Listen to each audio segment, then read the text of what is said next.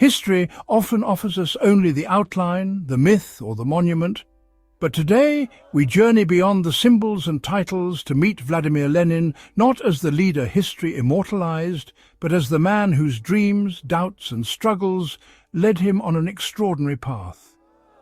Together we'll step into Lenin's shoes to explore his innermost thoughts, the intense private battles and aspirations, the secrets and sacrifices that even those closest to him never fully saw. This is the story of an ambitious revolutionary, a man hardened by purpose yet fraught with inner conflict, who navigated the brutal roads of war, betrayal, and power. Here, in his own voice, we reveal the lesser-known encounters that shaped his ideology, the friendships that fueled him, and the painful decisions he bore in silence. Get ready to see Vladimir Lenin, not as a cold figure of history, but as a person marked by resilience, personal cost, and an unyielding vision that would forever alter the world. Join us as we trace this remarkable journey from the very beginning to the end, delving deep into the heart and mind of one of history's most complex figures. I was born in Symbiusk, a place where class distinctions cut deeper than the Volga River. My family wasn't wealthy, but we valued knowledge as power. My father's dedication to education and reform was my earliest model, but his sudden death cast a long shadow. I saw my mother, a stoic yet heartbroken woman, pour her pain into raising us with purpose. There was an unspoken pressure, a demand to carry forward his legacy. Yet the world outside was rife with poverty and suffering. From a young age I questioned, why should some suffer for others' ease?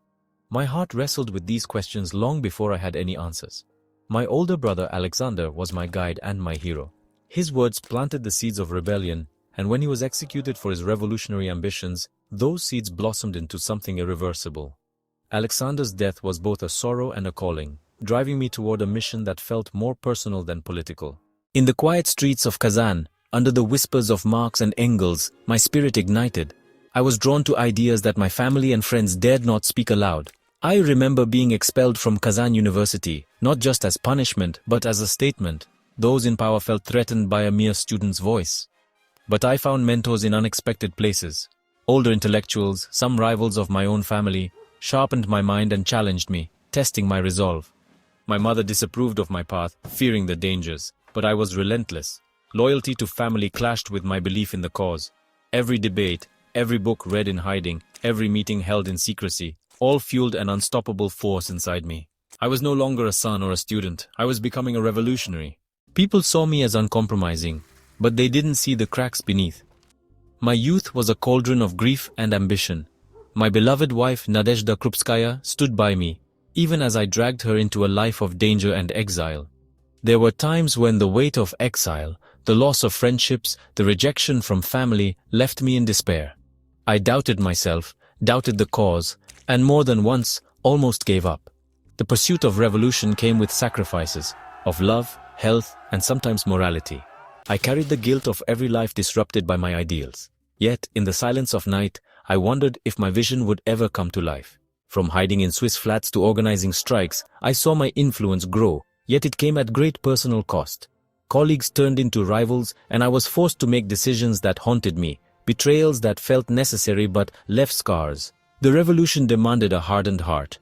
Sometimes it felt as if the power I had sought had instead seized me.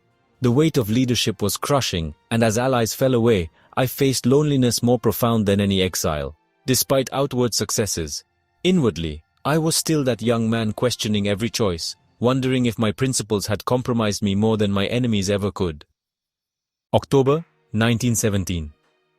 We had reached the precipice, a moment that would alter Russia's future forever. The triumph felt fleeting as the reality of what lay ahead dawned. I knew this revolution was as much an act of courage as it was one of peril. For every public victory, there were private costs, moments I couldn't share with anyone, of fear, doubt, and the sobering weight of responsibility. To push forward required a fierce will, yet each decision etched lines of sorrow into my heart. The risks, the sacrifices, the lives in balance. No one could see the agony behind my choices, but I carried them all, one by one, as the true cost of a dream too large to contain. Time spared no mercy, and in my final years, I found myself reflecting on paths taken and those abandoned. Illness confined me, A bitter irony for someone who once led masses. I spent those days contemplating the vision and the violence, the price of power, and the dreams that had haunted me for decades. Regret mingled with satisfaction, and in my quieter moments, I realized I had achieved something monumental, but had also given everything in return. As death approached, I found solace in knowing I had carved my mark on history, even if it left my soul scarred. Looking back, I realized that greatness is not built on certainty, but on conviction strong enough to withstand doubt. My life was a testament to resilience, a pursuit of ideals that demanded everything.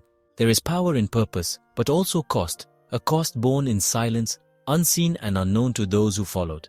I lived not for myself, but for the vision of a world where every person could find dignity. I hope that's what endures, not the failures nor the sacrifices, but the unyielding pursuit of a better world. If there is one thing I want remembered, it is this.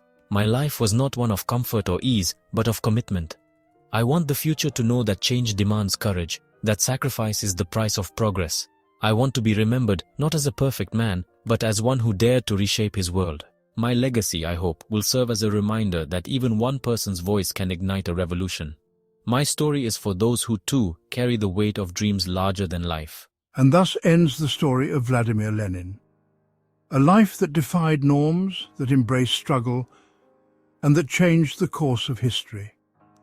His journey reminds us that greatness is born not in certainty, but in courage.